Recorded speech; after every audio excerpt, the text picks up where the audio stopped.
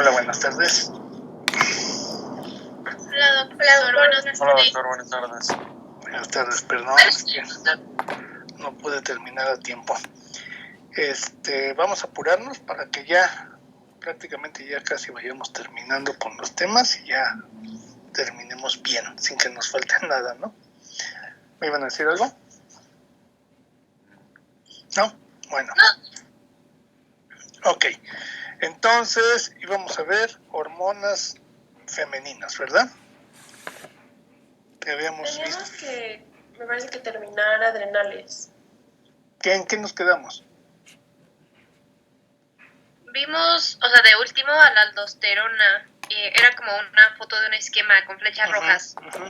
Pero ya revisamos cortisol, vimos el síndrome de Cushing o no lo vimos. Sí, ya. Igual vimos lo del síndrome adrenogenital también. No, entonces sí, ya era todo. Y de aldosterona también hablamos, ¿no? De la conservación de volumen, ¿no? ¿Sí? Sí, o sea, les digo que esos no son tan largos. Ok. Bueno, entonces vamos con lo de hormonas femeninas, ¿sí? Que este sí es un poquito más largo, pero ahorita nos da bien tiempo. Bueno. Ok. Entonces vamos a empezar. Vamos entonces a empezar con lo que corresponde a las hormonas sexuales. Primero vamos a hablar de las hormonas sexuales femeninas y después vamos a hablar de las hormonas sexuales masculinas. Entonces ahorita vamos con respecto a las femeninas. Lo primero que vamos a decir que es otra hormona que se encuentra bajo el eje de regulación hipotálamo, hipófisis y en este caso vamos a decir gónada, ¿ok? Y más en particular, pues gónada femenina, que serían los ovarios. Este sistema de retroalimentación, de control del eje, va a tener paralelismos con todo lo que ya habíamos hablado. En el caso del hipotálamo, vamos a tener una primera hormona que es la que se encarga de echar a andar todo el sistema, que sería la hormona liberadora de gonadotropina. Esta hormona liberadora de gonadotropina va a estimular a la hipófisis para la producción de dos hormonas. En este caso vamos a tener a la hormona luteinizante y a la hormona folículo estimulante. Entonces otra vez, el hipotálamo será el responsable, el encargado de producir la hormona liberadora de gonadotropina y estimular la hipófisis anterior para la producción de hormona luteinizante y hormona folículo estimulante. Y aquí vamos a tener mucho cuidado, ahorita vamos a ir desglosando esto parte por parte. Estas dos hormonas van a actuar principalmente sobre dos grupos celulares que vamos a encontrar en el ovario. Entonces ahorita las revisamos, nada más vamos a completar el esquema. Hormona folículo estimulante se va a encargar de estimular, como dice el nombre, unas células que les vamos a denominar células de la granulosa. Hormona folículo estimulante va a estar activando células de la granulosa. Y como el propio nombre lo está diciendo, folículo estimulante va a ser la responsable de iniciar la maduración de un folículo. ¿Para qué? Para que se dé la ovulación. Ahorita insisto, ahorita lo vamos a checar. Por el otro lado, la hormona luteinizante va a actuar sobre dos grupos celulares, sobre las propias células de la granulosa y sobre otro grupo que le vamos a denominar células de la teca interna. ¿Ok? Ahorita insisto, vamos dando el detalle. Ahora, de estas dos, las células de la granulosa y las células de la teca interna, vamos a encontrar un circuito de retroalimentación, ¿ok? A ver, células de la teca interna serán las responsables de la producción de estrógenos y el circuito de retroalimentación es hipofisiario e hipotalámico, es decir, los estrógenos serán los responsables, dependiendo de su concentración, ya hemos hablado de que podemos hacer una retroalimentación negativa o una retroalimentación positiva, dependiendo, insisto, de la concentración. Van a ser las células de la teca a partir de las concentraciones de estrógenos los responsables de controlar a la hormona luteinizante y la hormona liberadora de gonadotropina. Y en el caso de las células de la granulosa, van a ser los responsables de producir una sustancia que le vamos a denominar inhibina B, y esta será la que va a producir el sistema de retroalimentación en la hipófisis, ¿ok? Entonces, a ver, repito y ya vamos a detallar. El eje de regulación hipotálamo, hipófisis, gónada o en este caso ovario, está constituido por la secreción hipotalámica de la hormona liberadora de gonadotropina. Esta hormona va a estimular a la hipófisis anterior para producir dos hormonas: hormona luteinizante, hormona folículo estimulante. La hormona folículo estimulante va a estimular directamente un grupo de células que les denominaremos células de la granulosa, y la hormona luteinizante va a estimular células de la teca interna y también células de la granulosa, es decir, a ambas. Las células de la teca interna son las responsables de producir los estrógenos, y los estrógenos son los responsables de producir el sistema de retroalimentación positivo o negativo, hipotalámico, hipofisiario. ¿Ok? ¿Queda claro? Y por último, vamos a tener una variante en la que las células de la teca producirán andrógenos, ya lo habíamos mencionado, de que formaban parte de la misma cadena metabólica, y estos andrógenos se estimularán directamente a las células de la granulosa. Bueno, pues vamos a tratar de ver esto para ir entendiendo. Entonces, este es el puro eje. Ahorita regresamos al eje para que no nos perdamos. Primero, lo primero que tenemos que tener claro es que la gónada femenina es una gónada con muchas particularidades, ¿verdad?, importantes. Entonces, la primera son las gónadas femeninas, están consideradas a los ovarios de primera instancia. ¿Y cuál es el detalle más importante que debemos de tomar en cuenta aquí? Resulta que esta gónada será la responsable de los gametos, ¿verdad? Gametos femeninos. ¿Qué quiere decir un gameto? Un gameto quiere decir una célula que es la célula pluripotencial, ¿sí? ¿Queda claro? Que va a ser la encargada de ser fecundada y dar origen, pues, a otro ser. Entonces, aquí es donde vamos a encontrar a los gametos, y los gametos vamos a encontrarlos a partir de un folículo primordial donde vamos a tener un ovocito. Ok, entonces el óvulo ya maduro, ¿verdad?, será el responsable de proveer el material genético femenino y de combinarse con el espermatozoide para ser fecundado y formar un nuevo ser. Entonces, a esto le vamos a denominar gameto. Ahora, ¿por qué digo que es una célula pluripotencial? Porque a partir de esta célula y a partir de la fecundación de esta célula se empezarán a formar, a diferenciar y a conformar todo lo que conocemos del cuerpo, con los diferentes tejidos, diferentes sistemas, diferentes órganos. Entonces, a partir de aquí se va a hacer toda esta diferenciación. Bueno, pero eso ya es posterior. Ahora, el detalle aquí vamos a tener un punto muy importante.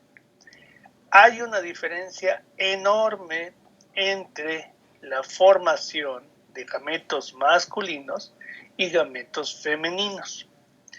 En el caso de los gametos femeninos, resulta que en el momento del nacimiento, una niña o una mujer ya contará con todos los óvulos que estarán en posibilidades de ser fecundados a lo largo de toda la vida de esa mujer.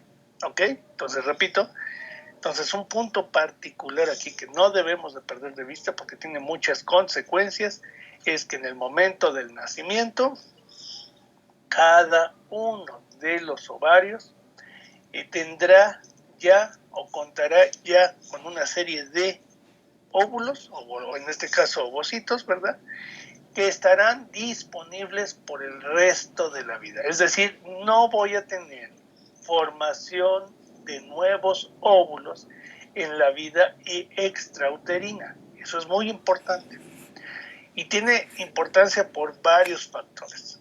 Primero, se calcula que aproximadamente se nacen con alrededor de 500,000 óvulos, que si nosotros hacemos cuentas, pues son muchísimos con respecto a la vida reproductiva de la mujer, al periodo de vida reproductivo de la mujer. Entonces no hay peligro o no hay riesgo de que se agoten estos óvulos. Pero vamos a tener un problema. Estos óvulos, al ya estar dispuestos, digamos así, para poder en algún momento madurar y ser germinados, van a estar expuestos a muchos factores ambientales.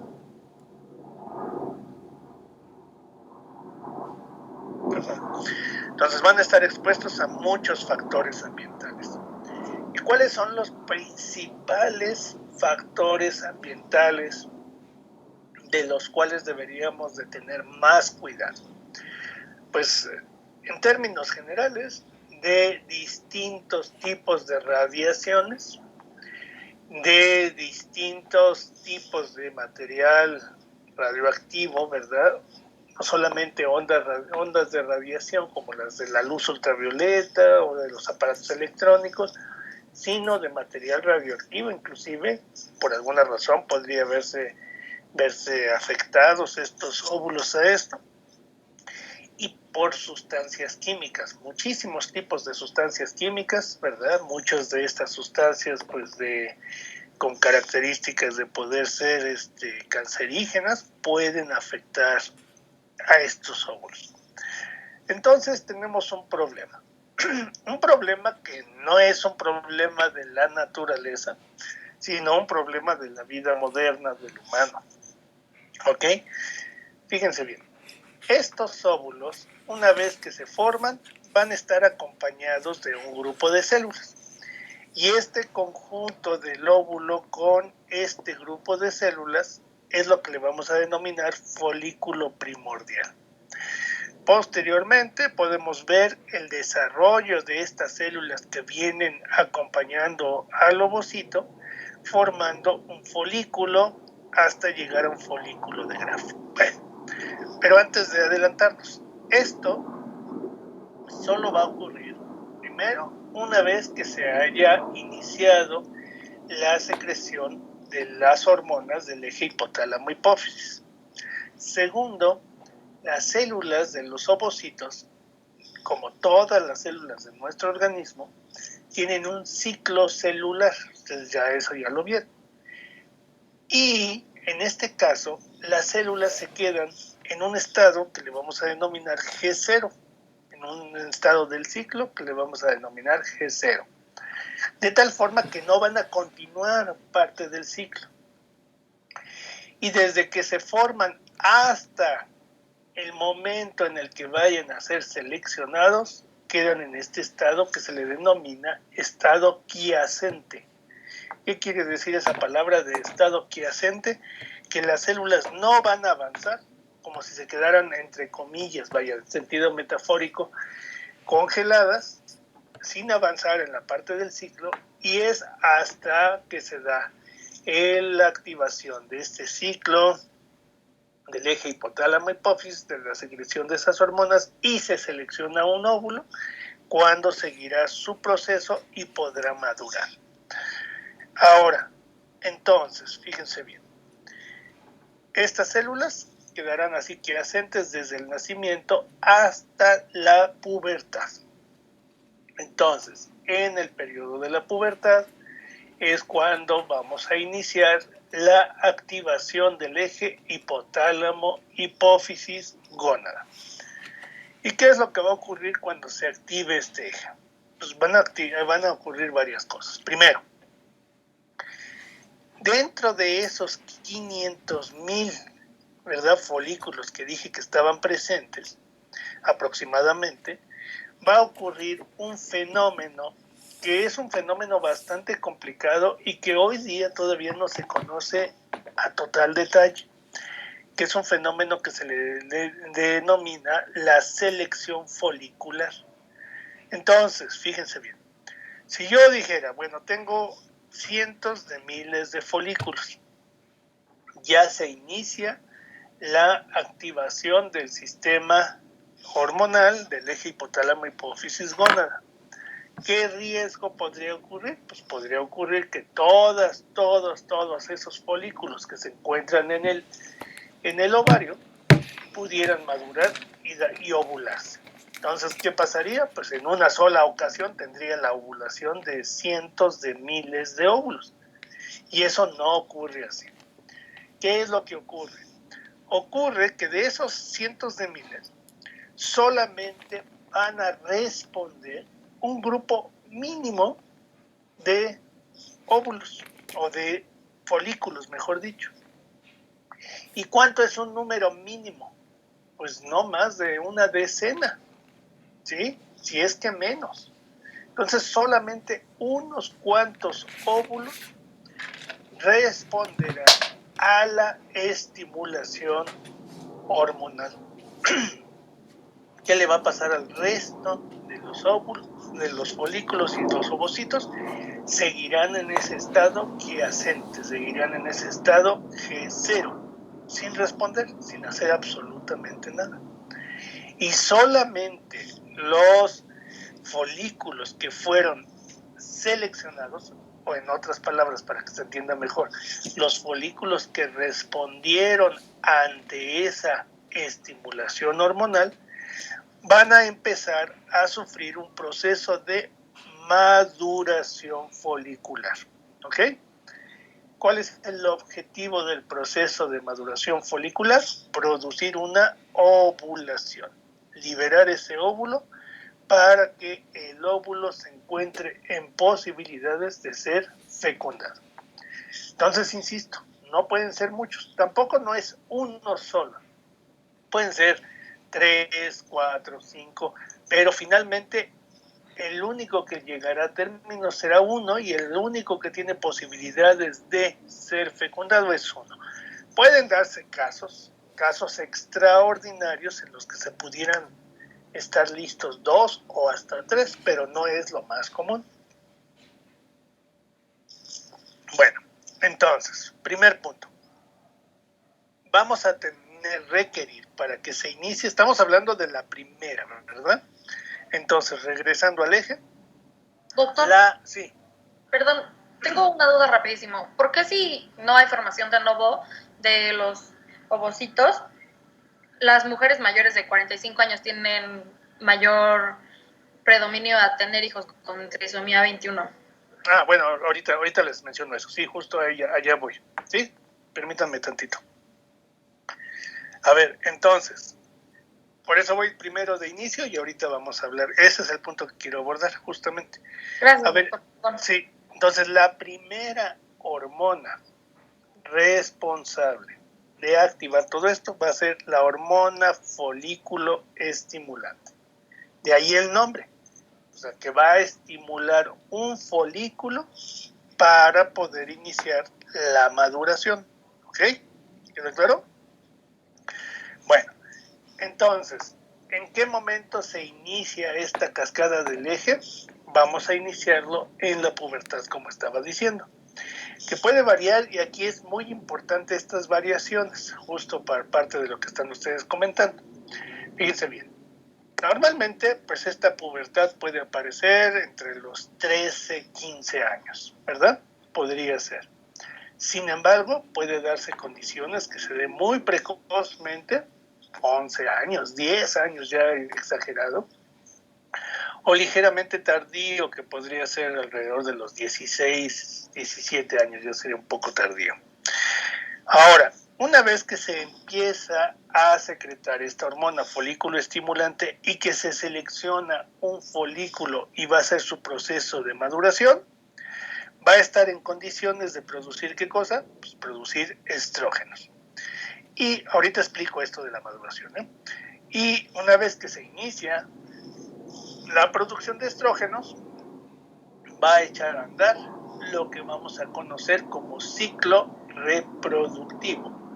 Y también va a echar a andar una serie de cambios físicos que les vamos a denominar la diferenciación de caracteres sexuales secundarios. Entonces, en ese momento inicia la pubertad, en ese momento va a iniciar la diferenciación de caracteres sexuales secundarios, que básicamente en el caso de la mujer se refiere a uno, que es bien importante, a una redistribución de la grasa corporal. Y esta redistribución de la grasa corporal tiene como principal característica el aumento de reservas de grasa a nivel de las caderas y a nivel de las glándulas mamarias. Son dos reservorios muy importantes para justamente la producción de estrógenos. 2, pues el crecimiento de las glándulas mamarias. 3, la implantación del pelo que en la cabeza, que va a ser una implantación de tipo semilunar. Y 4, la implantación del pelo púbico, que sería con una distribución triangular. Entonces, estos serían las principales características y se inicia lo que vamos a denominar ciclo, ¿verdad?, reproductivo. Y aparecerá, ahorita vamos a hablar todo eso, quiero abordar este punto de los óvulos, y aparecerá la primera menstruación. A la aparición de la primera menstruación le vamos a denominar menarca.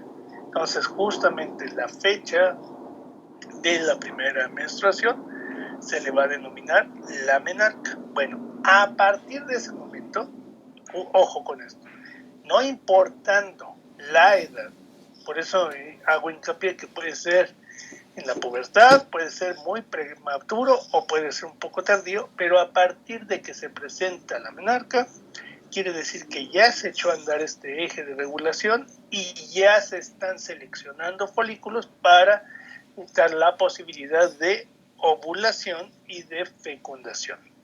Ahora, este proceso continuará en lo que vamos a denominar periodo reproductivo. ¿Y cuál va a ser el otro extremo? Ese es el inicio. Y ahora, ¿cuál va a ser el final del periodo reproductivo? El periodo reproductivo va a estar limitado hasta alrededor de los 45 años, 50 años, dependiendo, ¿no? También varía mucho. En algunos casos también puede ser precoz, muy cercano a los 40 años. ¿Y qué es lo que ocurre? Lo que ocurre es que poco a poco, a esta edad, empieza a disminuir la actividad del eje y en consecuencia, pues va a empezar a disminuir también esta maduración folicular hasta que llegamos a la última menstruación. A partir de esto, obviamente no ocurre de un día para otro. El periodo de término de esta actividad pues puede tardar hasta 2 o 3 años, o sea, no es algo súbito, ¿verdad?, que sea de un día para otro, insisto, pero entonces va a estar cercano a estos 45 50 años y cuando ya cese la menstruación, a eso le vamos a denominar la menopausia. Bueno, con esto, ¿qué es lo que quiero dar a entender? Quiero dar a entender que el periodo reproductivo de la mujer puede ir desde los 15 años hasta los 45 años. O sea, tenemos todos estos años con posibilidades de poder fecundarse, ¿verdad? De poder embarazarse. Ahora, ¿por qué es muy crítico?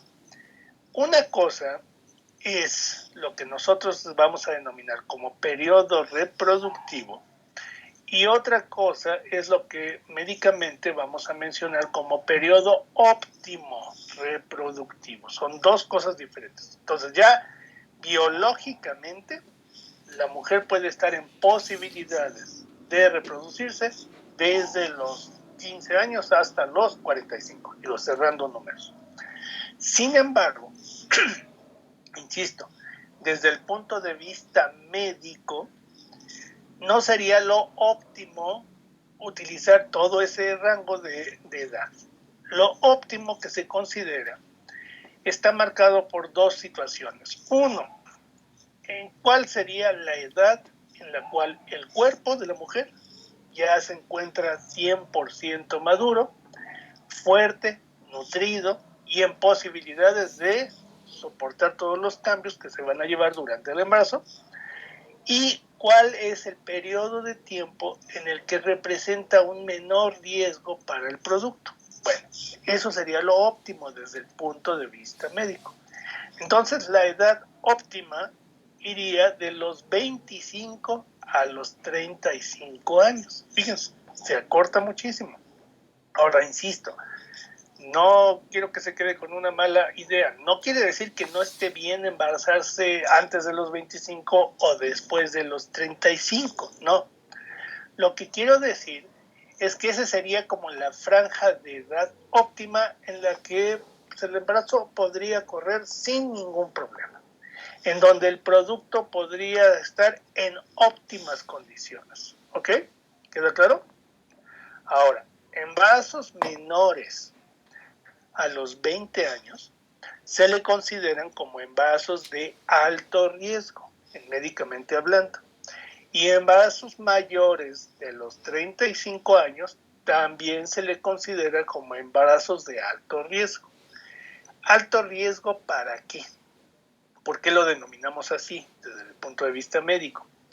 Porque puede haber toda una serie de factores que afecten el desarrollo del embarazo, o puede haber una serie de factores que alteren o que presenten alguna alteración genética en este material. Entonces, fíjense bien, cuando tenemos embarazo adolescente, el riesgo mayor es de que el cuerpo pueda mantener el embarazo en óptimas condiciones. ¿Por qué?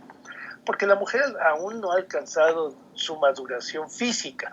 En algunos casos, a lo mejor todavía ni siquiera la diferenciación de los caracteres sexuales se ha completado.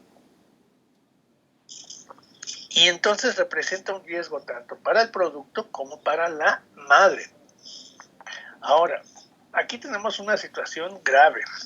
Y es lo mismo que les dije para el caso de la diabetes. Este es otro aspecto que no debemos perder de vista. O sea, tenemos muchas cosas en nuestro país que, pues, debemos de cambiar, ¿no? Entonces, ya habíamos dicho que teníamos primer lugar de obesidad infantil, primero o segundo lugar de obesidad en adultos. Pues México tiene el primer lugar de embarazo adolescente a nivel mundial. Es un problema gravísimo, muy grave. Y por ejemplo, otro de los factores que también se tienen que tomar en cuenta para este tipo de situaciones es el estado emocional y de madurez mental de la persona. Entonces, ¿qué ocurre con estos embarazos adolescentes? Pues a lo mejor van a decir ustedes, no, pues si la mujer está joven, y todo, etcétera. Bueno, vamos a pensar que no ocurre nada, pero en un porcentaje muy alto, las mujeres no están en posibilidades emocionales de empezar a criar a un hijo y terminan criándolo otros miembros de la familia, ¿verdad? Entonces sí es una situación crítica y principalmente crítica para el producto. Ahora, en el caso de las mujeres mayores de 35, desde el punto de vista médico se les denomina mujeres añosas. No quiere decir que ya están viejos, es la denominación técnica. Una mujer añosa es una mujer mayor de 35 años. ¿Por qué? Porque se le pone este nombre de añosa justamente por lo que estoy diciendo, porque ya está rebasando este límite que consideramos óptimo. ¿Y ahí cuál va a ser el riesgo?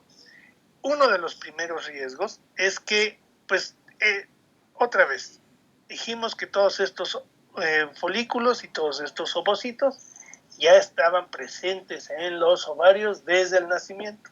Bueno, pues mientras más años de vida, mientras más años que no se utilicen estos óvulos, tienen mayor probabilidad de exposición a factores que puedan provocar alteraciones en el material genético.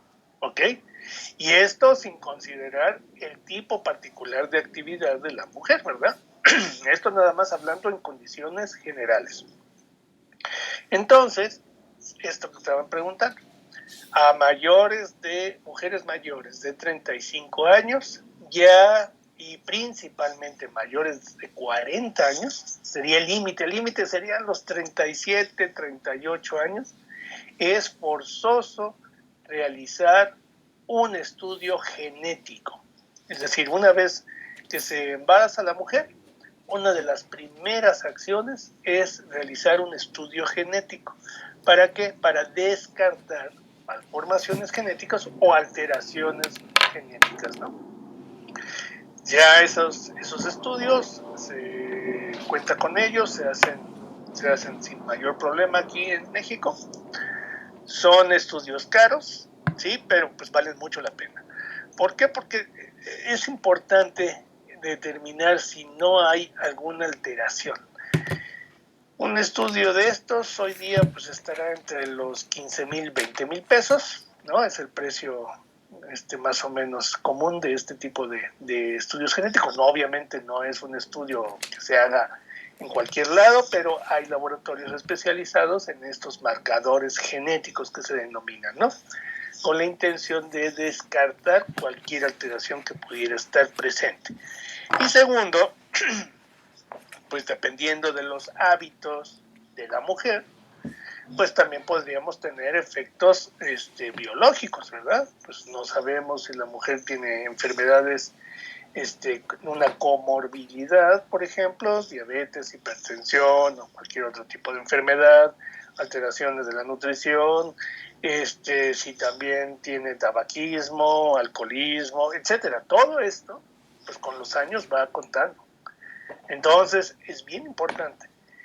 Si bien en muchas ocasiones se puede planear el embarazo, y vamos a pensar que tengo una circunstancia particular, la que sea, no importa ahorita. No importa, puede ser ya sea de enfermedad, de consumo de algo, de lo que sea. Bueno, se calcula que si una mujer planea su embarazo hasta con 2 años de anticipación y busca, ¿qué quiere decir esto de planear? Pues busca su óptima condición física, nutricional, se pone a hacer ejercicio, come bien, toma los suplementos más importantes y dentro de los suplementos, pues, ¿cuál es el más importante? El ácido fólico. Entonces podría estar en mejores condiciones para embarazarse, a pesar de ser una mujer añosa. Entonces no es imposible. Simplemente estamos diciendo que hay que tener más cuidado y más vigilancia. Eso es lo que quiero decir. ¿Ok? No quiere decir que vaya a ser una catástrofe, ni mucho menos. De hecho, hoy día, en todo el mundo, ha aumentado de manera dramática el número de embarazos de mujeres añosas, ¿no? O sea, ¿por qué? Pues por la vida laboral, la vida profesional, los estudios han retrasado. Normalmente, si vemos hace 2 siglos, lo común era embarazarse a los máximos, digamos, una mujer que ya se había quedado, pues tenía 20, 22 años. Hace un siglo, pues ya estaríamos hablando de a los 25, ya 28 años, ya era una mujer que ya estaba fuera del promedio. Y hoy día, pues el promedio está prácticamente alrededor de los 35 años, ¿no? Ya 40, bueno, pues entonces, insisto, tenemos que cuidar, pero está aumentando este porcentaje. ¿sí? Y el problema de lo que estábamos diciendo, de que esté expuesto a factores ambientales, es que incluso la mujer ni siquiera puede conocer si en algún lugar donde vivía, donde trabajaba, etcétera, había factores que pudieran alterar.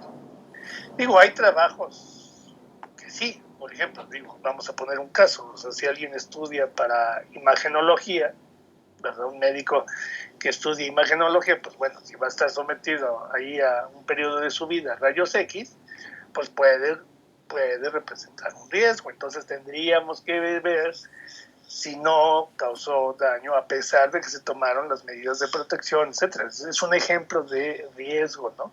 Donde sí pudiera empezar a haber daño de ese material. Bueno, ok, ¿queda claro? ¿Ya se entendió? Y me alargo con todo eso porque es muy importante. O sea, insisto, como médicos generales de inicio, ya después si sean especialistas, estas son de las principales cosas que tenemos que conocer para orientar o para tomar incluso decisiones personales, ¿no? Bueno, siguiente punto. ¿En qué consiste la maduración del folículo? Entonces, estábamos en un folículo primordial, que era el primer elemento importante, que está constituido por tres elementos base. Uno, lo que vamos a ver en el centro, que es propiamente el ovocito, y ese ovocito va a estar rodeado de una capa de células que les vamos a denominar células precursoras de la granulosa. Y por fuera, un poco más externo a estas células de la granulosa, o precursoras de la granulosa, vamos a tener otro grupo de células que les vamos a denominar lámina basal. Esto es bien importante. Ahora, esto es, fíjense bien, aquí nos lo está poniendo desde el nacimiento. A partir de que empezamos esta actividad hormonal, entonces lo primero que vamos a observar es que este ovocito va a empezar a cambiar a un folículo primario, ¿verdad? Y el folículo primario estará constituido por el ovocito en la parte central, por dos capas que ahora sí ya les vamos a denominar células de la granulosa, y posteriormente, ya en la parte más externa, una lámina basal. Esto va a ocurrir siempre y cuando ese ovocito, bueno, ese folículo haya sido seleccionado, ¿ok? Si no ha sido seleccionado, no se inicia esta diferenciación o esta replicación celular. Posteriormente, sigue replicándose y ocurre en otro cambio. Tenemos ahora un folículo, seguimos con el folículo primario, pero más grande. Vean, aquí nos está poniendo el tamaño, ahorita les digo por qué. Empieza con un folículo de aproximadamente 60 micras, termina de 150 micras. Y entonces ahora vamos a tener el ovocito en la parte central. Rodeando al ovocito, vamos a tener un área que le vamos a denominar el área pelúcida, que no lo teníamos anteriormente. Posteriormente vamos a tener a las capas de las células de la granulosa, ¿ok?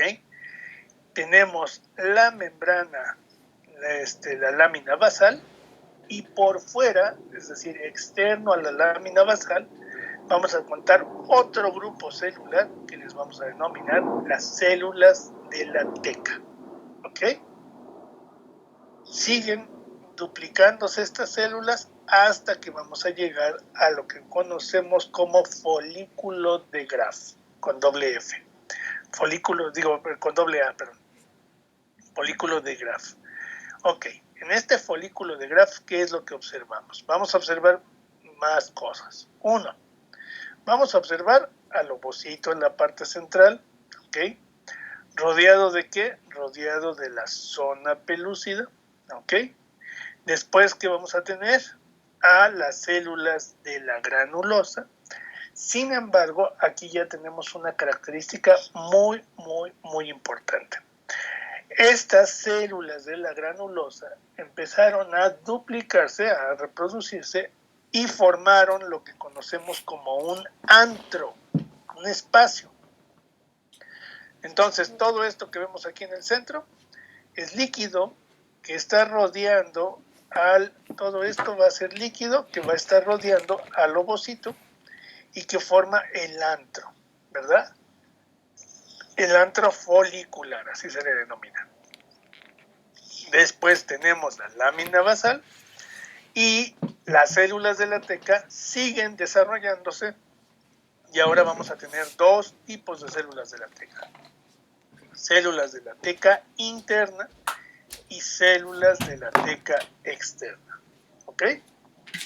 Entonces ya fue aumentando el número de células hasta que llegamos a este folículo de Graf.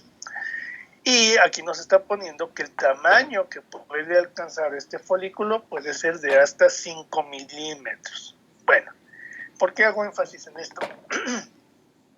Hoy día existen un desarrollo ya desde hace muchos años, ¿verdad? Un desarrollo importante de las técnicas de fecundación artificial.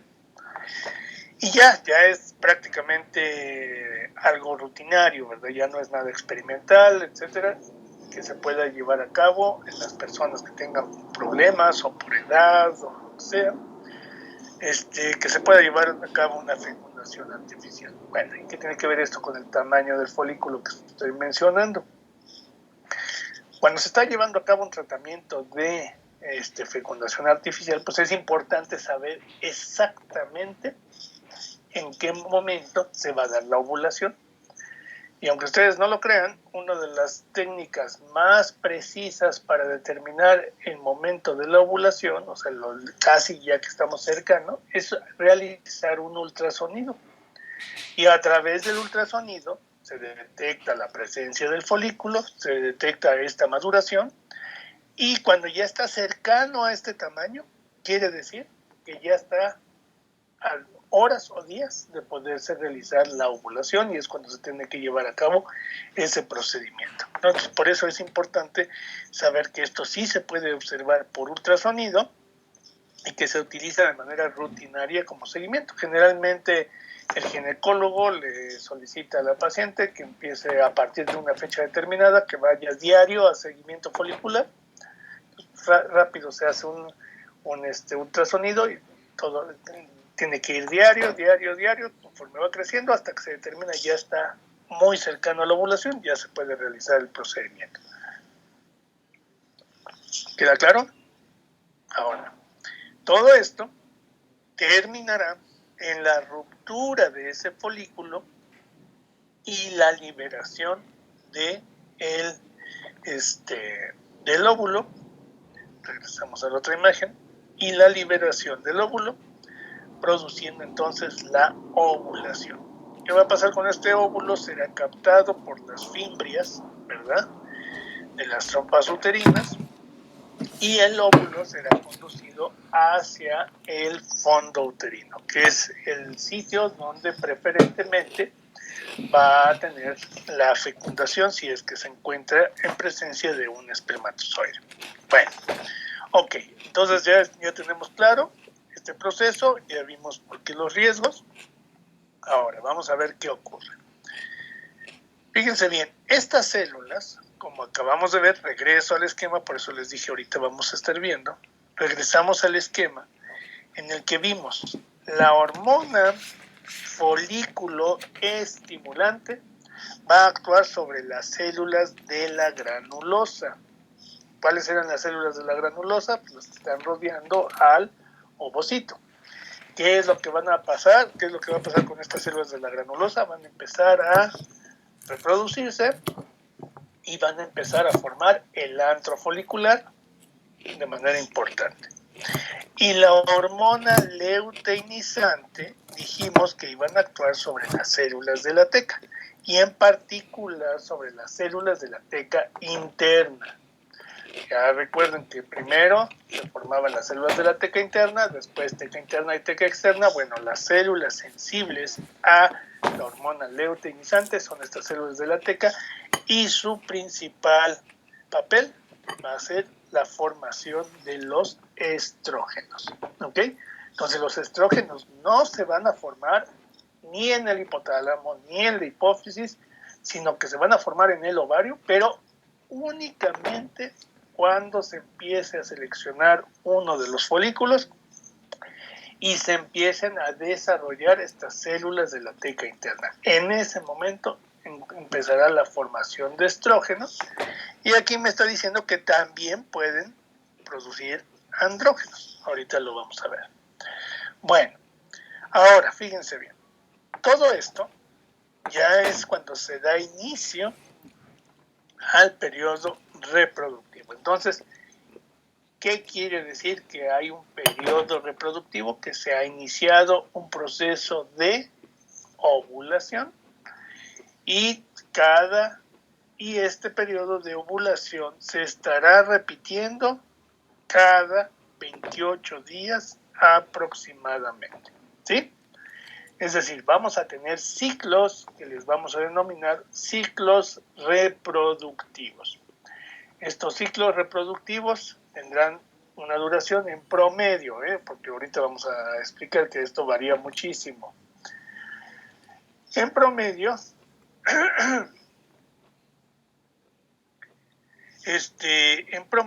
van a tener una duración de 28 días. Todo este proceso que empezó desde la selección folicular hasta la ovulación y posterior, ¿verdad? Tendrá un periodo de aproximadamente 28 días.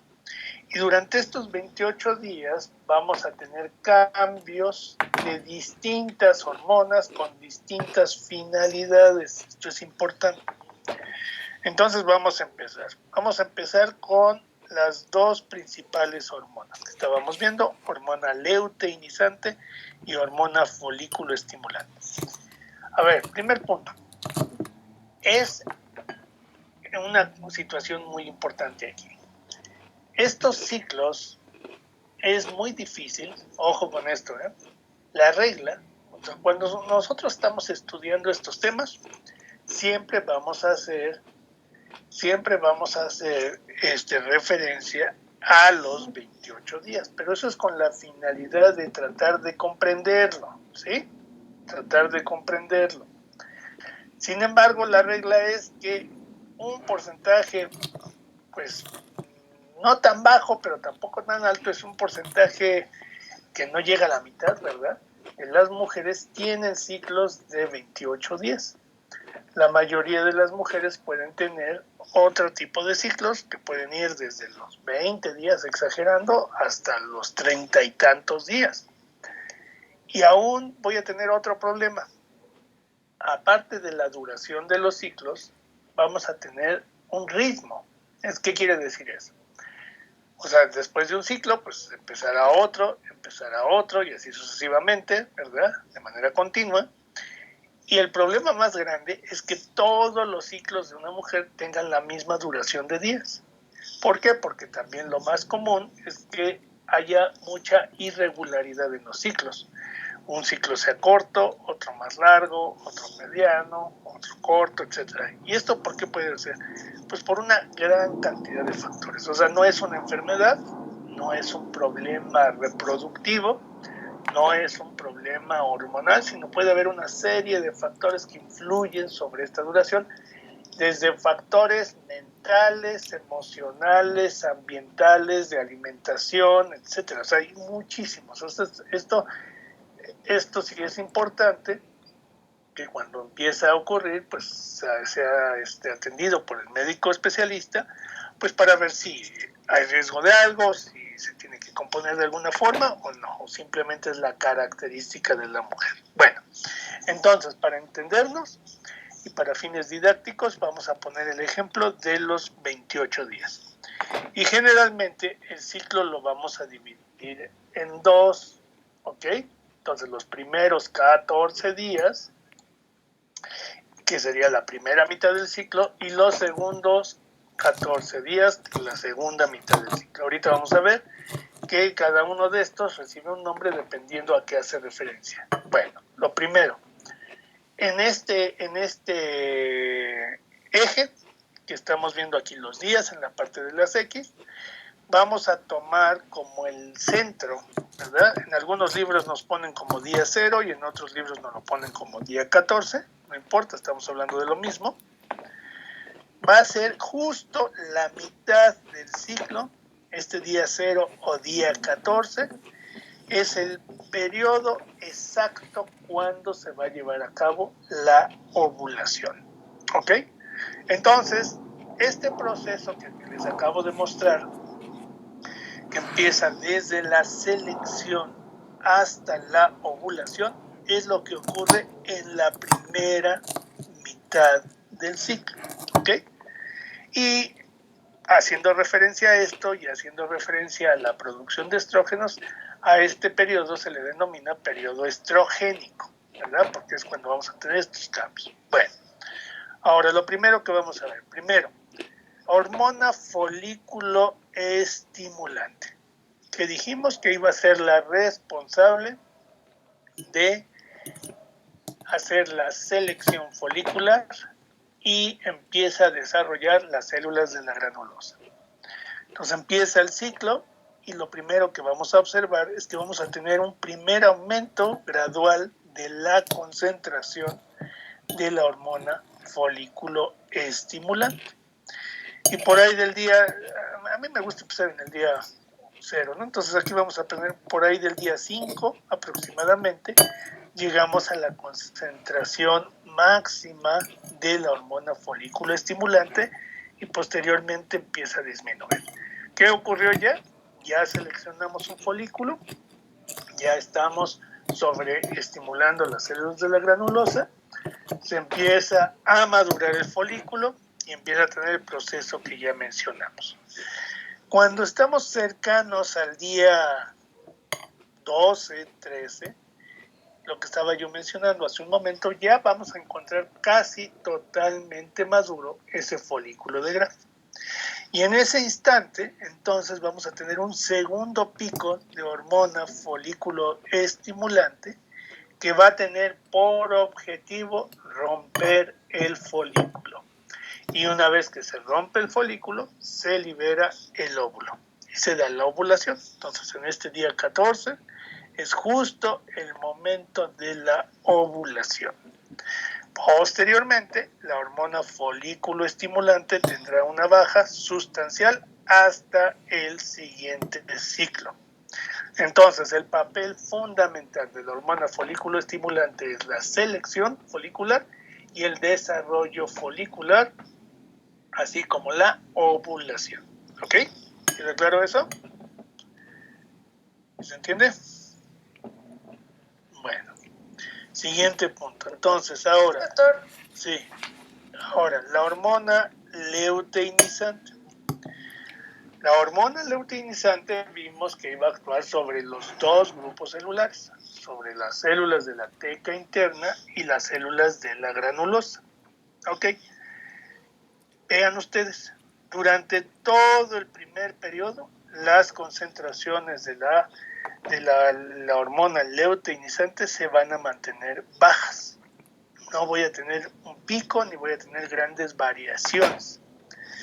Y justo otra vez, cercano al día 14, a partir del día 13, más o menos 11 si quieren ustedes, empiezan a incrementarse las concentraciones muy importantemente de hormona luteinizante hasta que alcanzo un pico máximo en el día 14, que también va a contribuir con esta ovulación.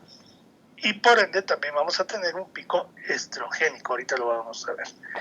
Pasada esta ovulación, la hormona luteinizante cae también hacia los niveles prácticamente basales. ¿Ok? Entonces prácticamente la hormona luteinizante vamos a encontrar un solo pico en el día 14 contribuyendo con esta ovulación, ¿no? Entonces, ¿qué hormonas van a estar participando de manera íntima en la ovulación? Tanto la hormona folículo estimulante como la hormona luteinizante. O en otras palabras, la ovulación depende del pico de estas dos hormonas, precisamente. ¿Sí? ¿Quedó claro? Y ahorita vamos a ver algunas consecuencias. Bueno, ahora, ¿quién va a producir los estrógenos? Otra vez, las células de la teca interna. Entonces vamos a ver qué ocurre con las concentraciones de estrógenos. Entonces aquí los puntos oscuros es lo que corresponde al estradiol. Entonces otra vez teníamos un nivel basal en el inicio del ciclo y a partir de este nivel basal más cercano hacia la mitad del ciclo, a partir pues, aproximadamente del día 10, empezamos a observar un incremento en las concentraciones de estrógenos. Y estas concentraciones de estrógenos se van a mantener altas pues, aproximadamente unos 5 días, más o menos, incluyendo el día 14. Y entonces también estos estrógenos estarán promoviendo parte de esta ovulación, ¿verdad? Entonces, en el día 14 voy a tener un pico de hormona luteinizante, un pico de hormona folículo estimulante y un pico de estradiol, ¿verdad? De estrógenos. Posterior a la ovulación, caen los niveles de estrógenos. Sí vamos a tener una ligera variación, pero ya mucho menor al pico, y después ya viene la caída franca. Ok, bueno, ¿qué es importante aquí? Bueno, estos estrógenos tienen como principal objetivo preparar el cuerpo para pues, la posible fecundación del óvulo. Entonces, ¿qué es lo que ocurre principalmente ante este incremento de los niveles estrogénicos? Se van a producir una serie de cambios, principalmente a nivel vascular. Fíjense bien, esto es bien importante. Puede incrementar la vascularización o, mejor dicho, en algunos casos la vascularización y en otros casos la irrigación de diferentes tejidos. Desde la piel, en la cara, por ejemplo, se ve un incremento ligero de esta irrigación sanguínea, hasta, por ejemplo, el sitio más importante que empieza a tener mayor irrigación, que serían las glándulas mamarias y el útero, que es donde vamos a tener una irrigación más importante, empezando a preparar el cuerpo para una posible fecundación. Sin embargo, aquí hay situaciones que todavía hoy día no conocemos. Y si la gente sea los investigadores, ¿verdad? De esto se han preguntado por qué y pues no hay una respuesta clara. Muchos ya saben, siempre tienen explicaciones que tienen que ver con cuestiones de evolución. Pero, por ejemplo, las neuronas, un grupo muy importante de neuronas, no son unas cuantas, es un grupo importante de neuronas, tienen receptores a estrógenos. Y se ha visto, los estudios han mostrado que sí cambian su actividad eléctrica ante estos picos de estrógenos.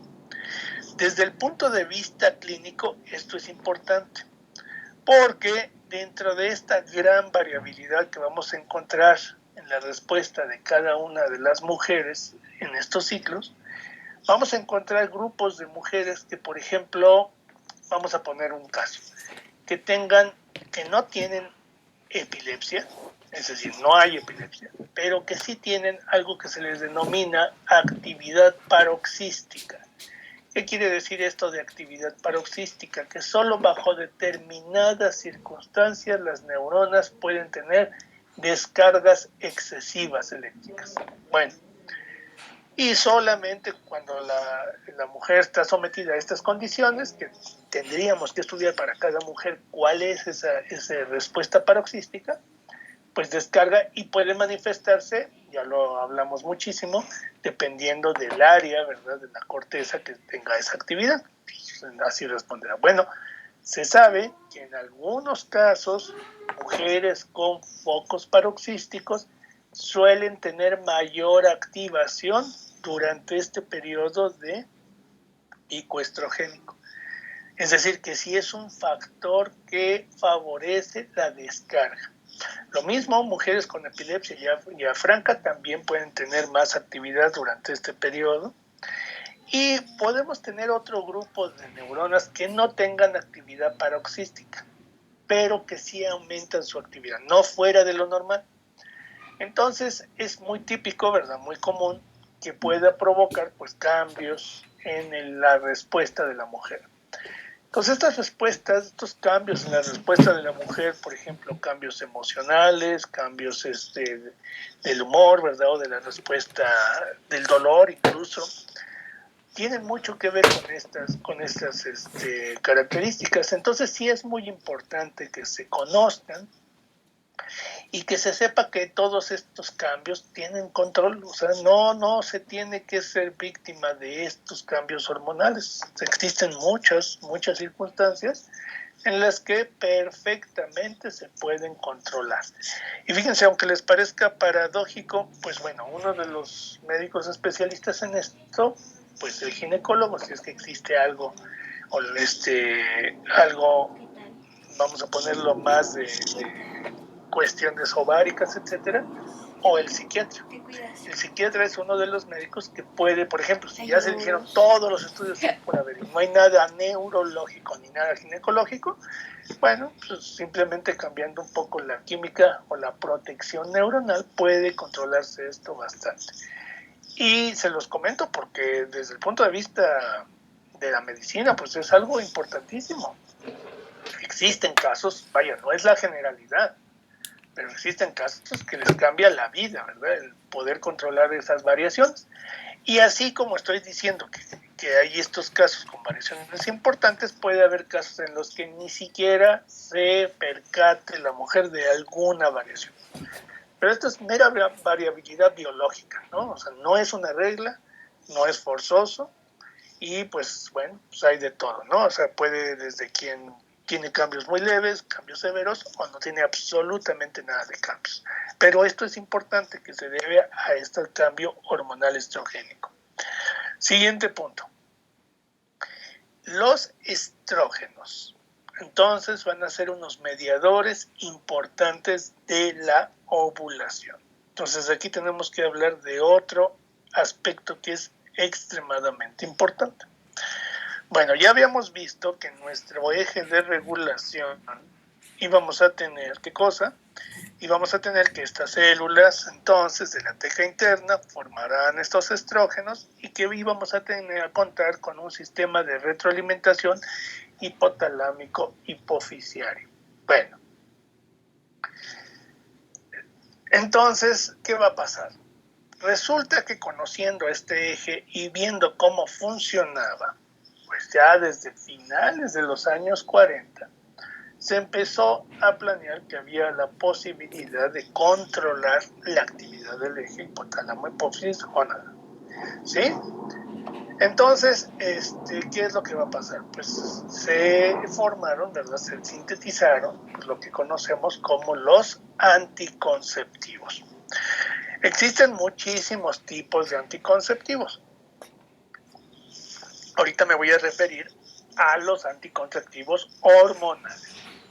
Entonces, un grupo de anticonceptivos, que fueron estos que primero se empezaron a sintetizar, eran la administración de estrógenos que tuvieran estrógenos exógenos, sintetizados a partir de plantas, no son de origen animal, todos son a partir de plantas, y que dependiendo de la concentración puedo ejercer un efecto de retroalimentación negativa para bloquear la producción de la hormona liberadora de gonadotropina y para bloquear la producción del folículo estimulante y hormona luteinizante. ¿Cuál es el objetivo de esta administración exógena? Bloquear la selección folicular y también bloquear de esta forma o inhibir la ovulación. ¿Sí? Entonces, este punto es extremadamente importante. Ahora, pues ya saben ustedes que a partir de los años 60 fue toda una revolución el poder controlar la posibilidad de embarazo y no, pues sigue vigente hasta la fecha, ¿no? Este tipo de control. Sin embargo, el tiempo también nos enseñó varias cosas. Uno, los estrógenos tienen este aspecto positivo, pero también pueden representar lo que conocemos como un factor de riesgo. Entonces tenemos que entender esto muy bien porque es muy importante. Fíjense bien, una de las principales, se supone que ya bajó, ya no es de la principal causa de muerte en mujeres, pero una de las principales causas de muerte en las mujeres había sido por muchos años, sigue siendo de las primeras 5, ¿no? Pero había sido por muchos años el cáncer cervicuterino y cáncer de mama. Bueno, este desarrollo de cáncer mamario y cáncer cervicuterino está relacionado a muchos factores, o sea, es un asunto multifactorial. Pero dentro de este aspecto multifactorial, vamos a tener primero, factores genéticos. Entonces, esto es súper importante. Mujeres que en su familia tienen familiares que han padecido cáncer, ¿verdad? Bueno, pues entonces es algo que tenemos que considerar muy, muy, muy estrechamente porque existe una carga genética importante. Segundo, factores ambientales. Lo mismo, desde sustancias químicas, desde radiaciones, etcétera. Pero en el caso, por ejemplo, particular del cáncer cervicuterino, viene otro factor que es definitivo, que hoy día ya se supone que podemos controlar mejor, pero es la presencia de infecciones de transmisión sexual. Entonces, esto es un punto extremadamente importante. Un incremento de infecciones de transmisión sexual es un factor de riesgo para cáncer cervicuterino y en particular, no exclusivo, ojo, no es exclusivo, y en particular infecciones por papilomavirus. Se sabe que una infección por papilomavirus en hombres y en mujeres, ojo con eso, también no es exclusivo de las mujeres, es un factor de riesgo mayúsculo para el desarrollo de cáncer. Entonces, hoy día ya contamos con una vacuna para el papiloma, que no tiene muchos años que se empezó a utilizar y que se recomienda que se utilice, que se aplique en la infancia, ¿verdad? Para protección ya posterior en la pubertad y en la vida adulta. Se recomienda muchísimo, ¿verdad? ¿Por qué? Porque las infecciones de papilomavirus son extremadamente difíciles de controlar. Es un virus que puede permanecer latente ahí por muchos años. E insisto, ya cuando tengo una mujer con papilomavirus, requiere de una vigilancia estrecha casi cada 6 meses para detectar si es que existe cáncer, detectarlo muy a tiempo, ¿ok? Y justamente esto es lo que ha hecho que caigan las cifras ligeramente, porque el control estricto, el control regular, es lo que nos ayuda a evitar que este cáncer prolifere. Entonces, cuando hay riesgo, se recomienda el control cada 6 meses y cuando el riesgo es un poco menor, cada año, pero tiene que ser estrecho. Y así podemos localizar lesiones primarias que se pueden tratar perfectamente y no van a evolucionar más allá. Bueno, todo este rollo, ¿por qué lo estoy mencionando? Bueno, porque ya tengo esos factores de riesgo y ahora el factor ambiental, el factor hormonal, el factor hormonal también más importante que existe para el desarrollo de cáncer es estar expuesto a concentraciones de estrógenos altos. Aquí no hay duda. Los estrógenos no causan cáncer, ojo, sino que los estrógenos pueden favorecer todas las condiciones. Y esto se conoce perfectamente bien. O sea, el hecho de que una mujer esté sometida a niveles estrogénicos altos, eso condiciona a un factor de riesgo que pudiera adicionar un punto, vamos a ponerlo así, para el desarrollo de cáncer, tanto cervicuterino como de mama. ¿Qué es lo que se considera como exposición alta a estrógenos? Bueno, primero, una menarca temprana. Hace un momento estaba yo diciendo que podríamos tener mujeres que podrían, digo, casos extraordinarios desde los 10, 9 años empezar la menarquia. Bueno, eso es importante porque entonces quiere decir que va a contar con más años de exposición su cuerpo a los estrógenos y por consecuencia también una menopausia tardía. Entonces, mientras más años haya extendido este periodo reproductivo, puede ser un factor de riesgo. Segundo, el uso de anticonceptivos orales o hormonales, no necesariamente orales, podemos tener anticonceptivos hormonales inyectados, orales, de depósito, de cápsula, ¿verdad? Hay muchas variedades, pero lo importante es tener un control estrecho. Si nos vamos muy conservadores, ojo, conservador quiere decir que yo quiero tener el máximo de cuidado. Lo primero que tengo que ver es que mujeres menores de 25 años no sería deseable que utilicen anticonceptivos orales.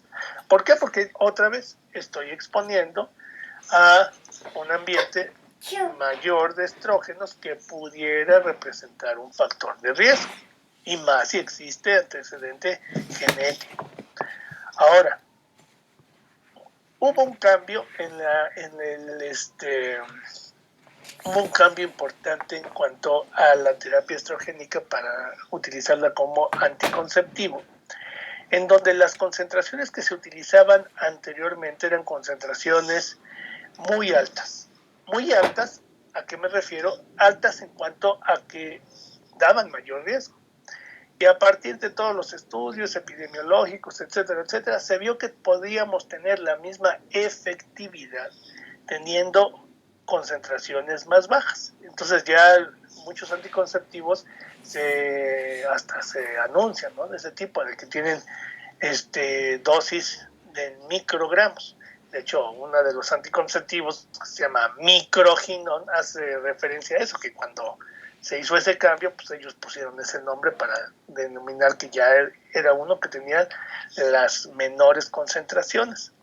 Bueno, a pesar de que son concentraciones en microgramos, bueno, pues sí, puede representar un riesgo. Ahora, insisto, muy conservadoramente, ¿qué se recomienda? Una mujer que va a utilizar anticonceptivos hormonales, se recomienda que se utilice 1 año y se descanse 1 año. Después se puede volver a utilizar y se vuelve a descansar. Sin embargo, ustedes lo van a ver en la calle, ¿verdad? En los consultorios, pues hay mujeres que pueden estar hasta 10 años ininterrumpidos tomando estos anticonceptivos. Y bueno, pues entonces ya me representa un factor de riesgo que tendría que estarle haciendo un seguimiento intenso a estas mujeres para pues ver que no tengan riesgo de cáncer, ¿no? Entonces esto es bien importante. Ahora también pueden preguntarse, bueno, pero no todos los anticonceptivos se utilizan con fines anticonceptivos, ¿no? Por supuesto que no. También se puede utilizar para muchos otros trastornos de los ciclos. Pero estos fármacos no se van a utilizar por años, ni se van a utilizar de por vida. Entonces, el periodo de tiempo que se utilizan no representa mayor riesgo, ¿no? Entonces, todo esto es bien importante entenderlo. Entonces, otra vez, insisto, el efecto sería tomar el anticonceptivo, incrementar las concentraciones sanguíneas de los estrógenos y bloquear tanto a nivel hipotalámico como hipoficiario la secreción de las hormonas. Pero eso no es suficiente.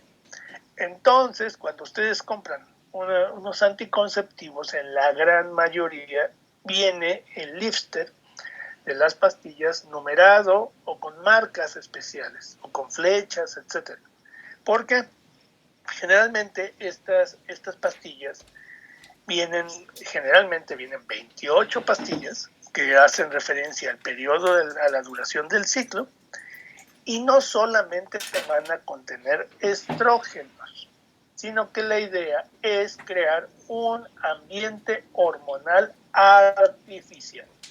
Entonces vamos a contar con estrógenos y progestágenos que produzcan dos cosas. Uno, la inhibición de la ovulación, pero que sí se lleve a cabo la menstruación, ¿verdad? Ahorita vamos a hablar de la menstruación, que es el punto importante. y por eso vienen numerados o con esas marcas, porque no todas, depende de la marca, ¿no? Se varían mucho, pero no todas las pastillas tienen las mismas concentraciones o no todas las pastillas tienen sustancia activa. Por ejemplo, en algunos casos tienen 3 o 4 pastillas que tienen placebo, porque es el periodo en el que se va a suspender las hormonas, y entonces si no se lo toman en el orden adecuado o si se saltan las pastillas, etcétera, etcétera, se puede alterar el efecto. Bueno, ok. Entonces, ya con esto es el punto importante para ver por qué lo utilizamos con estas finalidades anticonceptivas. Ahora, regresando a las hormonas, antes de que se nos acabe el tiempo, entonces ahora vamos a ver la siguiente hormona, que no hemos hablado de ella, que es la progesterona. Y ahorita vamos a ver de dónde sale. Fíjense bien, la progesterona, que es esta que tiene la marca, claro, los círculos abiertos, durante la primera mitad del ciclo vamos a encontrar concentraciones prácticamente nulas de progesterona. Llegamos al día 14 y justo a partir del día 14 vamos a empezar a incrementar las concentraciones de progesterona de manera muy importante. Y se mantendrá una concentración alta por unos 5 días, 7 días, y dependiendo, ojo con esto, dependiendo si existe o no fecundación, será qué va a ocurrir con la progesterona. Si no existe fecundación, tendremos una caída súbita de progesterona. Si existe fecundación, entonces los niveles de progesterona se mantendrán. ¿Ok? Lo repito. A partir del periodo de la ovulación, a partir del día 14, se empieza a incrementar las concentraciones de progesterona, se mantienen en un pico máximo durante unos 7 días y dependiendo de si existe o no fecundación, será si se mantiene la concentración alta o si decae. ¿Ok? Si no hay fecundación, decae la concentración, si hay fecundación, se mantiene. Entonces ahora vamos al siguiente punto. Bueno, todo esto que hemos visto lo hemos estado hablando con respecto a los ovarios. Y ahora tenemos que hablar con respecto al endometrio. Fíjense bien, aquí va a cambiar un poco la historia. Solamente cambian los nombres, no se confundan. El endometrio uterino va a ser el encargado de recibir al óvulo y de brindar todas las condiciones para que se lleve a cabo la implantación de un óvulo fecundado. Es decir, es ahí donde debe de llegar el óvulo, fecundarse e implantarse para empezar la formación del nuevo ser, ¿no? Y el endometrio va a sufrir una serie de cambios a lo largo del periodo. Entonces, lo primero que vamos a observar es que el endometrio está caracterizado por un desarrollo muy importante de células epiteliales y por una gran cantidad de vasos sanguíneos. Entonces tengo una actividad angiogénica, así se le denomina, muy, muy importante en el endometrio. Bueno, entonces en el inicio del ciclo, lo primero que vamos a caracterizar es la presencia de un endometrio disminuido. Ahorita vamos con este pequeño pedazo. Un endometrio disminuido. Y justo, fíjense bien, alrededor del día 9-10 empieza a engrosarse ese endometrio. Este inicio del engrosamiento del endometrio va a coincidir con ¿qué? Pues con este incremento que habíamos mencionado de los estrógenos. ¿Ok? Entonces los estrógenos, por eso dije, vamos a tener actividad en varios tejidos y uno de ellos era el endometrio en particular. Entonces empiezo a tener un incremento en el grosor del endometrio y ese incremento en el grosor del endometrio es a partir de activar la angiogénesis. Es decir, voy a empezar a desarrollar más vasos. Y este desarrollo de vasos sanguíneos es lo que empieza a incrementar. justo en el día 14 que encuentro prácticamente ya el grosor máximo del endometrio. Entonces, insisto, esto va a ser estimulado por los estrógenos. Y si ahora, fíjense bien, ahora si en lugar de tomar como referencia a los ovarios, tomo como referencia al endometrio, a esta primera fase también se le denomina fase proliferativa. ¿Ok? Entonces, fase estrogénica o fase proliferativa es lo mismo. Son dos nombres para la misma, para que me están hablando de la primera mitad del ciclo. ¿Ok? Ahora, ¿qué dijimos? Una vez que se da la ovulación, empieza a incrementar las concentraciones de progestágenos. ¿Cuál es la principal acción de los progestágenos? Mantener, ojos, no desarrollar. Por eso aquí esa es pregunta de examen. Una cosa es qué estimula el desarrollo y otra cosa es qué mantiene. Entonces, el efecto de los progestágenos es mantener el grosor endometrial. ¿Ok? ¿Y qué es lo que mencioné? Mencioné que esto iba a estar influido si el óvulo se fecundaba o si el óvulo no se fecundaba. Ya se dio la ovulación, se captó el óvulo por las fimbrias de las tubas uterinas, se conduce a través de las tubas y el óvulo llega aquí, justo al endometrio. Bueno, si un óvulo no está fecundado, van a caer las concentraciones de progestágenos, como lo vimos en la curva, y van a promover lo que denominaremos como despeñamiento del endometrio. ¿Qué es ese despeñamiento del endometrio? Son dos acciones principalmente. Uno, las fibras musculares se contraen, las fibras musculares uterinas se contraen, literalmente, estrangulando los vasos sanguíneos.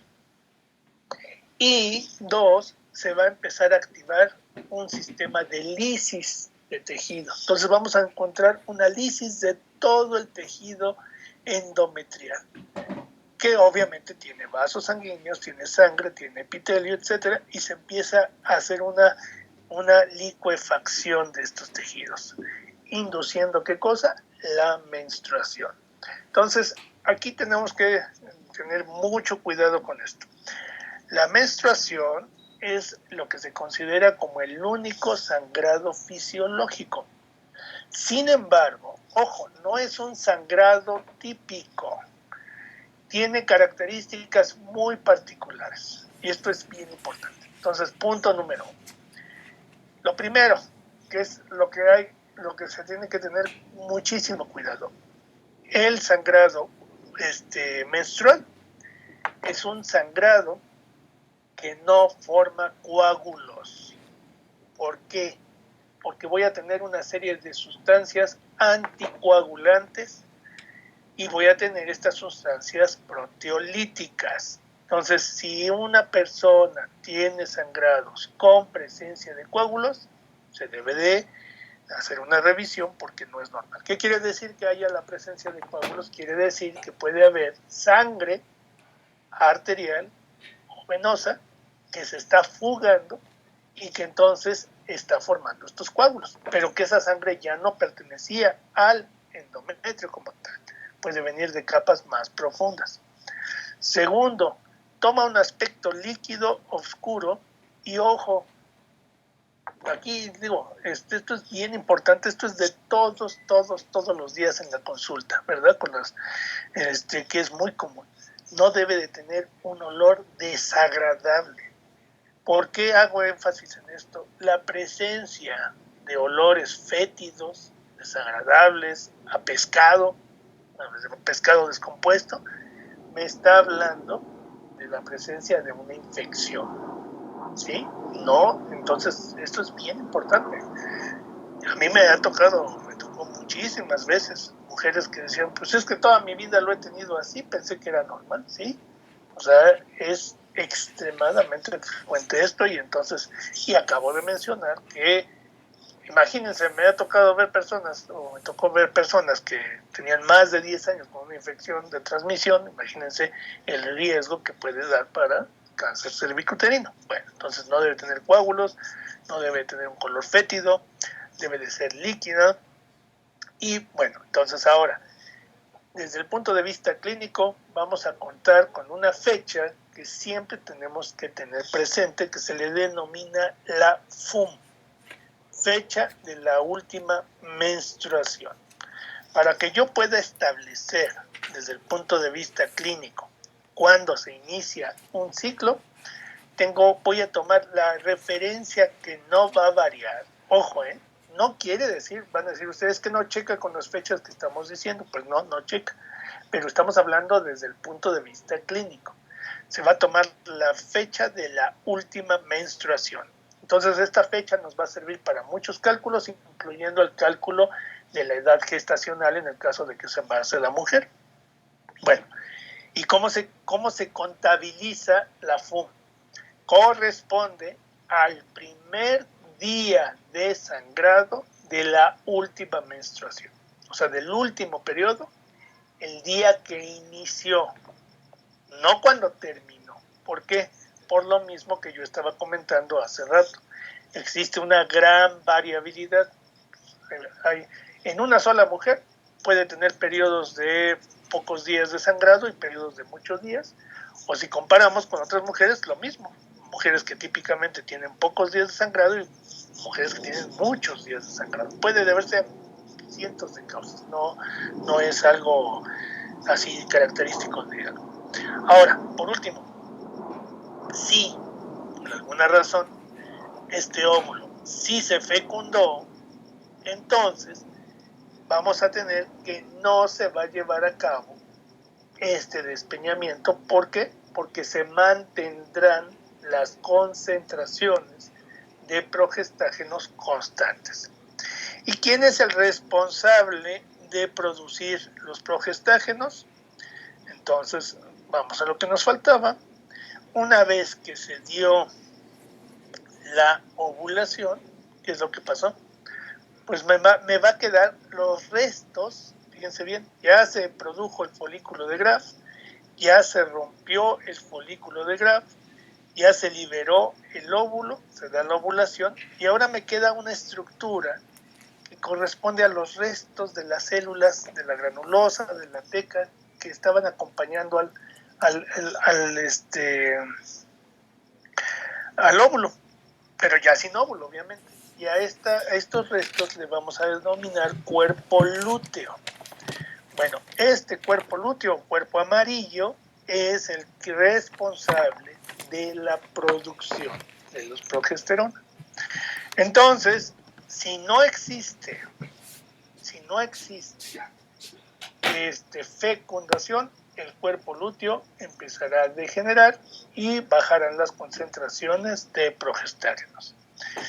En el caso de que exista fecundación y se dé la implantación, ojo con esto es importante, a partir de la zona pelúcida que habíamos visto que acompañaba al óvulo, vamos a empezar el desarrollo de unas células que se les van a denominar tejido coriónico, ¿ok? Y este tejido coriónico va a empezar a crecer de una velocidad increíblemente rápida, se va a empezar a duplicar, triplicar, etcétera, formando, valga la comparación, una especie de raíces. Bueno, ¿cuál es la intención de este tejido coriónico, de este corión? Es la de perforar los vasos sanguíneos, alcanzar el vaso sanguíneo y empezar a nutrirse a partir de ahí. Y este tejido coriónico va a producir otra hormona que le vamos a denominar la gonadotropina coriónica. Bueno, la gonadotropina coriónica, una vez que empieza a producirse por el corión, va a mantener el cuerpo lúteo. Si no existe gonadotropina coriónica, el cuerpo lúteo va a degenerar y caerán las concentraciones de progestágeno. Entonces, ya para ir terminando con esto, ¿qué va a pasar? Por ejemplo, existen muchas pruebas de embarazo, ¿verdad? Las principales son las que se hacen con determinación de orina o determinación en sangre. Generalmente las determinaciones de orina son con anticuerpos, ¿verdad? En donde, pues en lo que se está detectando es la presencia del anticuerpo a la gonadotropina. El problema de las pruebas de orina es que puede dar falsos negativos, o en algunos casos puede dar falsos positivos. Y la prueba que no da margen de error es la determinación de gonadotropina crónica en sangre. Voy a contabilizar si hay o no hay. ¿Y por qué digo que no hay margen de error? Porque una mujer que no tiene un folículo fecundado tiene 0 de concentración de gonadotropina coriónica. No existe la gonadotropina en sangre, a menos que se haya fecundado, que se haya producido el corión y que se haya empezado la producción de la hormona. Entonces podemos hacer la determinación, pues en periodo. El problema de la prueba de sangre es que mientras menos tiempo se espere, ¿verdad?, a partir de la fecha de la última menstruación, vamos a tener que puede ser que el estudio no sea sensible ante las concentraciones. Se recomienda que el estudio se haga a partir de la 10ª semana, puede ser a partir de la 8ª semana de la fecha de última menstruación. Entonces, por eso es tan importante la fórmula, ¿verdad? A ver, si son 14 días, pues aquí ya tengo 4 semanas en un ciclo. ¿Qué es lo primero que va a ocurrir si existiera fecundación? Pues que no se presenta la menstruación. Entonces vamos a tener lo que se le va a denominar una amenorrea. Amenorrea es la palabra que se utiliza para determinar que no se dio la menstruación. Sin embargo, una causa de amenorrea pues es el embarazo, pero no es la única causa. Y puede ser que simplemente que no hay embarazo, sino que simplemente se retrasó esta menstruación. Bueno, entonces estoy diciendo, en un primer ciclo serían 4 semanas, podríamos esperarnos al siguiente ciclo. Si en el siguiente ciclo continúa la amenorrea, pues entonces ya es óptimo hacerse la determinación de gonadotropina coriónica. Y si existen valores, aunque sean extremadamente bajos de gonadotropina, ya no hay duda. O sea, hay un folículo, un ovocito fecundado, forzosamente. O sea, ahí insisto, ese no da margen de error. ¿Ok? Bueno, por último, estas situaciones son muy importantes y lo que yo estaba mencionando de los anticonceptivos, entonces, ¿qué es lo que buscan? Se les denominan hormonas conjugadas, porque entonces, en las fechas que yo dije que estaban marcadas las pastillas, van a ir aumentando progresivamente las concentraciones de estrógenos, bloquean la ovulación, después empiezan a aumentar las concentraciones de progesterona, mantienen el endometrio y después cae la concentración de progesterona para promover la menstruación. Entonces, los anticonceptivos hormonales tienen como finalidad 2 cosas. 1, inhibir la ovulación y 2, mantener un ciclo menstrual artificial, ¿verdad? Artificial me refiero que es por hormonas exógenas. Y por eso también se pueden utilizar estos fármacos como reguladores del ciclo. Es muy común. Lo común va a ser que en adolescentes cercanos a la fecha de la menarca o en mujeres cercanas a la fecha de la menstruación pueden tardar varios años, ojo, no es de meses, es de años en que se regularicen los ciclos, en el caso de a partir de la menarca, y en las mujeres ya mayores de 40, 45 años empieza a haber desajuste. Puede ser que ya se esté iniciando un proceso de rumbo a la menopausia, ¿sí? Estamos en un periodo de climaterio, ¿verdad? Entonces, en muchas ocasiones se utilizan estos anticonceptivos tratando de regularizar, tratando de mantener el ambiente y vuelvo a repetir, bajo un seguimiento estrecho. Ok. Bueno, hasta aquí alguna pregunta o algún problema. No, doctor. Bueno, No, doctor. nada más chequenlo para que si quieren lo discutimos rápido en la siguiente clase. Estos anticonceptivos no es lo mismo, o sea, no tienen nada que ver, o sea, son acciones y propósitos diferentes a la pastilla del día siguiente, ¿ok? Entonces chequen qué cosa es la pastilla del día siguiente y cuál es la acción que tiene, ¿sí? Bueno, entonces en la siguiente clase veríamos ya las hormonas sexuales masculinas, ¿ok? ¿Queda claro? Sí. Sí, doctor, Bueno. gracias. Entonces nos vemos.